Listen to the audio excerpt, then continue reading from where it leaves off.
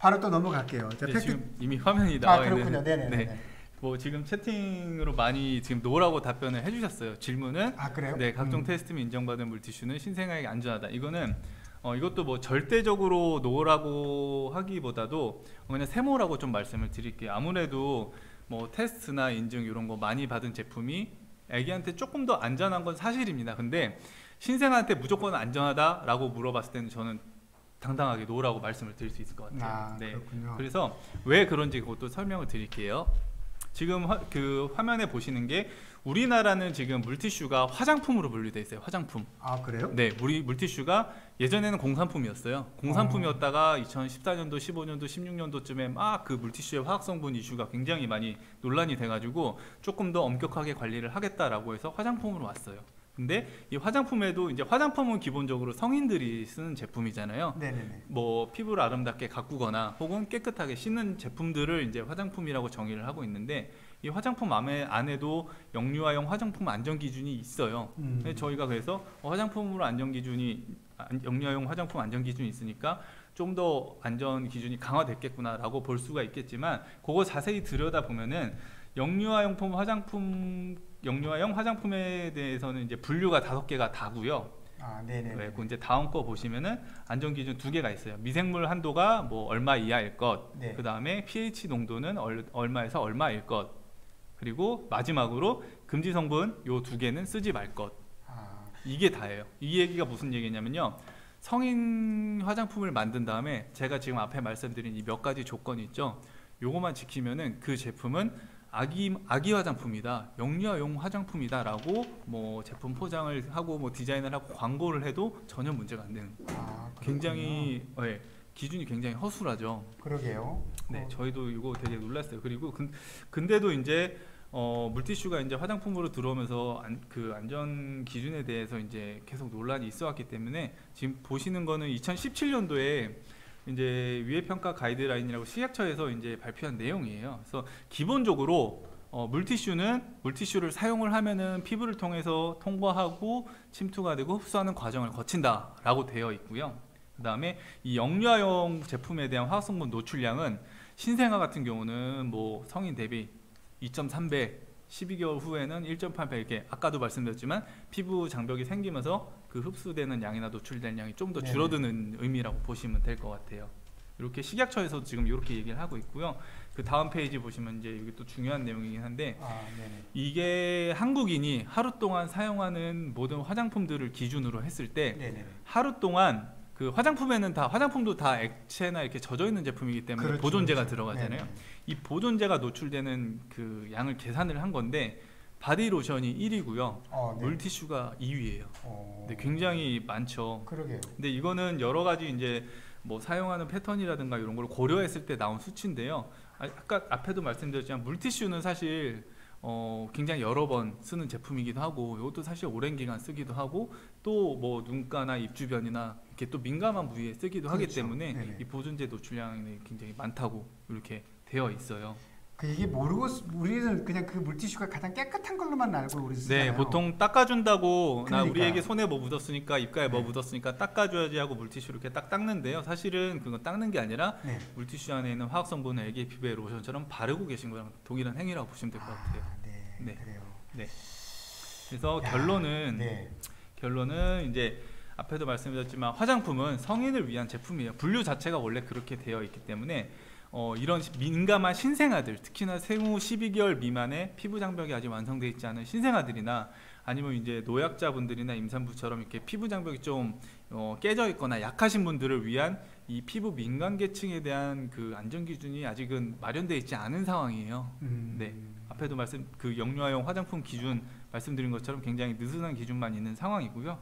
그래서 그리고 또 이 화장품을 만들 때는 어떤 성분은 얼마 이하로 써라 이런 그 법이 있어요. 제조하는데 이제 지켜야 되는 법이 있는데 그 기준이 다 성인입니다. 네.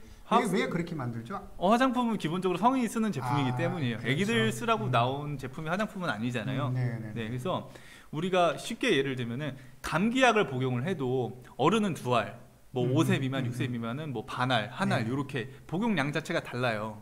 근데 화장품이란 제품은 그 기준이 성인 기준밖에 없기 때문에 아무리 뭐 애기용 제품이다라고 해도 보통 성인 기준으로 만들어 놓고 애기용이라고 판매되는 경우가 많고요.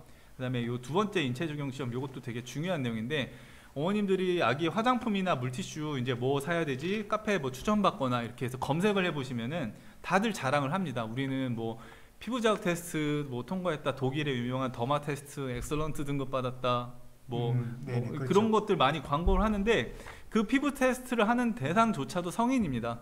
성인한테 안전하니까 애기한테도 안전할 거야 라는 논리로 지금 판매가 되어 있는 상황이에요.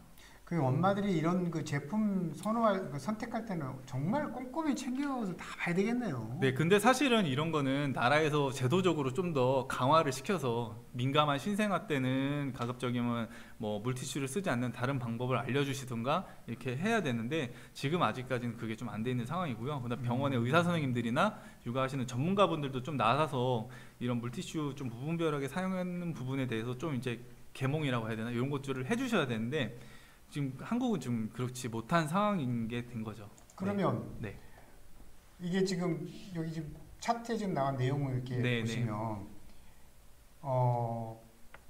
미량이어서 괜찮다. 이것도 아니라는 거잖아요. 네, 성분이 이제 업체들이 많이 광고하는 것 중에 하나가 우리는 물이 99.9%고 0.1%가 화학 성분이다. 그래서 괜찮다. 그리고 뭐 어머님들이 우리의 이거 물티슈 썼는데 몇 년 동안 썼는데 뭐 별 문제 없던데라고 하시는데 이게 되게 중요한 게 앞에도 잠깐 말씀드렸지만 물티슈는 가장 민감한 시기에 가장 민감한 부위에 매일매일 그것도 몇 년 동안 사용하는 제품이에요. 그리고 화학 성분이 굉장히 미량이어서 차라리 써서 문제가 바로 뭐 피부에 발진이 일어난다든가 트러블이 생겨서 바로 발견이 되면 다행이에요. 그 제품을 안 쓰고 좀 더 안전한 제품 골라서 다른 제품을 쓰면 되는데 이 화학 성분이 체내에 들어와서 그 발현되는 거는 굉장히 오랜 기간이 지나서 일어나는 경우가 그러니까 있습니다. 아까 지금 그 강의 중에 그 내용 중에 보면 경피 흡수라 그래서 네네. 이미 아이들 체내에 이렇게 피부를 통해서 이렇게 이미 들어와서 그게 누적돼서 네네. 바로 나타나는 게 아니고 네. 오랫동안 그게 쌓여서 그게 이제 나중에 어떤 병으로 온다든가 뭐 그럴 수 있다는 그렇죠. 뭐 호르몬 교란이라든가 그렇죠. 뭐 여자분들 샴푸 같은 거 많이 쓸 때 이제 생리통이라든가 이런 것들 다 관련되어 있는 내용이에요. 화학 성분이 그 살면서 사용했던 제품들 사실 한두 가지가 아니잖아요. 물티슈도 나중에 가서 오랜 기간 동안 썼는데 문제가 된다 하더라도 이 원인을 찾기 어려운 게 애기한테 물티슈만 쓰겠어요. 뭐 바디로션이라든가 그렇죠, 여러 가지 그렇죠, 화학 성분 그렇죠. 제품이 많기 네. 때문에 저희는 뭐 누차 말씀드리는 거는 물티슈가 나쁘다 쓰지 마라가 아닙니다. 네. 애기 피부 장벽이 완성되기 전에는 가급적이면은 좀 덜 쓰고 물로 씻겨주라라는 말씀을 드리기 위해서 지금 하는 거예요. 피부 장벽이 그 완성되는 시기는 어떻게 됐어요? 네, 아까 앞에도 나와 있지만 12개월인데 이거 아. 잘 기억하세요. 12개월입니다. 네. 그런가요? 그 해외에서도 물티슈를 사용을 하죠. 네, 물티슈를 사용하는데 요거는 뭐 아마존 같은 해외 뭐 우리나라 쿠팡 같은 사이트 있잖아요. 네네네. 그 아마존 뭐 영국이나 독일이나 미국 가서 한번 베이비 와이프스나 뭐 이런 검색을 해보세요. 그러면은 대기업 제품들 뭐 팸퍼스나 하기스나 이렇게 몇몇 대기업 제품들 말고는 아기 물티슈가 거의 없습니다. 왜냐면은 없는 거는 안 만들어서 없는 게 아니라요. 소비자들이 안 쓰니까 안 만들어서 없는 거예요. 그러니까 아이 용도로는 안 나온다는 거죠? 나오긴 나오는데 우리나라 같은 경우는 지금 요 다음 페이지 보시면은 네네네. 요것도 뭐 한 2년 전 자료긴 한데 네이버에서 아기 물티슈 검색하면요 모델 수가 아니라 이 브랜드 수만 200개가 넘어요. 지금 거의 한 300개 정도 되거든요. 이게 지금 그러면 지금 이 우리나라와 미국, 영국 이렇게 네. 비교가 이렇게 됩니까? 네, 그만큼 한국에서 아기 물티슈를 굉장히 많이 쓴다는 얘기예요. 그러면 네. 이걸 이제 식약청에서 뭐 이게 식약청의 뭐 허가 네. 사항인가요? 네, 허가가 되어 있지만 앞에도 말씀드렸지만 아기한테 안전하다고 이제 소비자분들은 믿고 사용을 하시는 거고요. 네네네. 그럼 왜 미국이나 영국이나 독일 같이 이 선진국들은 왜 안 쓰냐? 아기용품으로 우리보다 뭐 기술력도 좋고 더 좋은 제품을 만들 수 있는데 왜 안 쓰냐라고 궁금해하실 텐데 제일 처음에 말씀드렸던 대로 아기한테는 화학 성분을 쓰지 않는 게 원칙입니다. 그러니까요. 네, 아기들은 물로 씻기는 게 원칙이에요. 그래 이게 지금 이 차트만 보더라도 선진국에서는 정말 그런 그 안전 우리 아이들의 어떤 안전에 대해서 정말 그 네, 관심도가 깊고 그래서 아예 안 쓰는 그렇죠. 조금 불편하더라도 그러니까 네, 불편하더라도 어느 정도 기간까지는 이제 좀 부모님이 불편하더라도 물로 씻기거나